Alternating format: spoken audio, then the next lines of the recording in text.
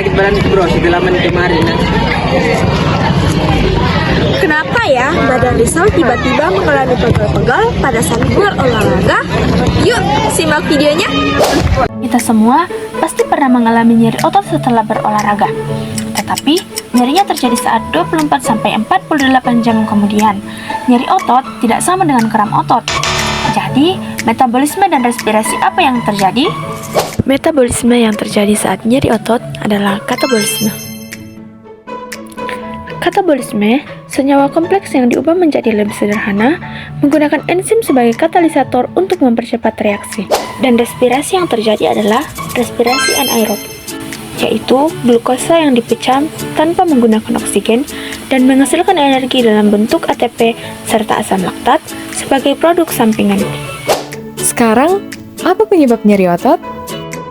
Yang pertama, penumpukan asam laktat terjadi jika katabolisme gula untuk membentuk ATP melebihi pasokan oksigen dalam darah. Dan yang kedua, penimbunan asam laktat pada sel otot menyebabkan berkurangnya elastisitas otot sehingga menimbulkan kelelahan dan nyeri. Akibat terjadi nyeri otot. Yang pertama, penumpukan asam laktat sebagai hasil metabolisme otot. Yang kedua, kerusakan jaringan ikat dan otot.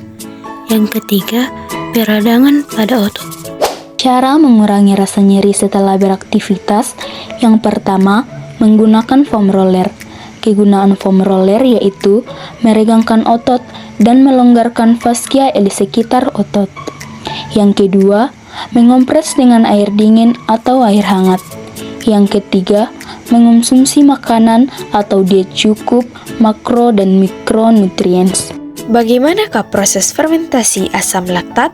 Sama dengan fermentasi alkohol, fermentasi asam laktat juga diawali dengan proses glikolisis yang mengkonversi glukosa menjadi 2 ATP yang berasal dari 2 ADP dan 2P, menghasilkan 2 NADH yang berasal dari 2 NADH+, dan menghasilkan 2 pirufat. 2 pirufat yang terbentuk akan langsung direduksi dengan NADH menjadi NADH+, kembali untuk membentuk asam laktat sebagai produk akhirnya. Jadi, pada proses ini tidak dihasilkan CO2 seperti pada hanya fermentasi alkohol.